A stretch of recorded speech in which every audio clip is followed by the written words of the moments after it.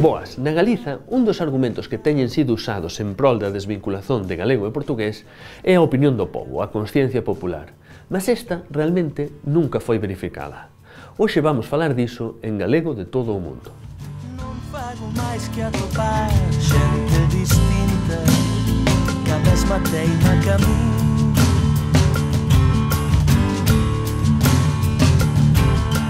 Non fago máis que ouvir outras voces que son a mesma voz.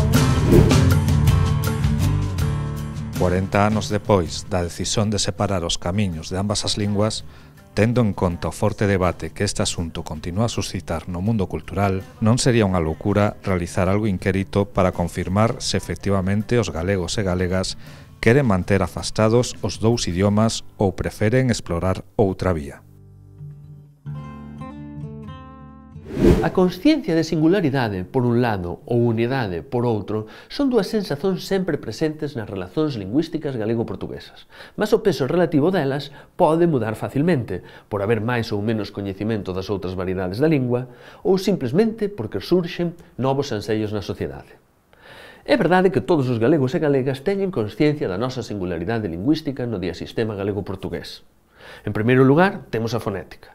Basta ouvirmos unha persoa galega, outra portuguesa e máis outra brasileira a falaren e non tardaremos nen sequer 10 segundos en identificar a proveniencia de cada unha delas sen problema, pois prácticamente cada vogal nos pode delatar desde a primeira palabra que pronunciamos. Bon día, dicemos nós.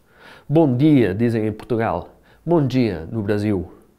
En segundo lugar, temos os castellanismos. Sendo o galego unha lingua menorizada, os seus falantes costuman recorrer á lingua do Estado, o castellano, para completar as súas propias fallas, e non será raro ouvir castellanismos cada poucos segundos en persoas que están a falar galego. Sen ir máis lonxe, buenos días, para a frase anterior. Ora ben, acontece que, esquivando este obstáculo, ao se relacionaren coa lusofonía, por exemplo no atendimento a clientes portugueses, a maioría dos galegos costuma recorrer ao seu galego máis depurado, inclusive empregados e empregadas de bares ou outros negocios que teñen como lingua habitual o castellano. De facto, atrevo-me a dicer que non serán poucas as persoas para as quais o uso do galego se limita a este tipo de trocas comerciais con persoas portuguesas. E isto proba que tamén existe unha clara consciencia popular de unidade lingüística a pesar do aprendido nas escolas. Mas non é esta a única manifestación popular de consciencia de unidade lingüística.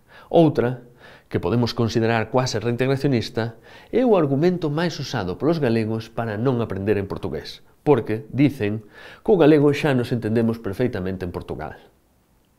Estas actitudes sempre me deron que pensar. Afinal, estando ben informados dos prós e dos contras, se as persoas galegas fosen preguntadas sobre este asunto, pensades que se oporían a unha mudanza na política lingüística galega no sentido de converxir co portugués, se esta lles permitise optimizar a facilidade que lles dá o galego para se relacionaren coa lusofonía?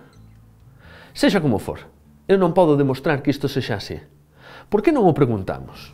Por que o Instituto Galego de Estatística, a RAG ou o Consello da Cultura Galega non comezan a introducir esta pregunta nos inquéritos que de vez en cuando realizan sobre este asunto?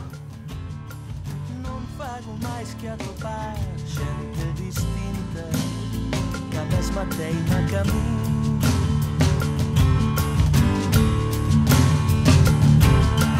Non fago máis que ouvir outras voces que son a mesma voz.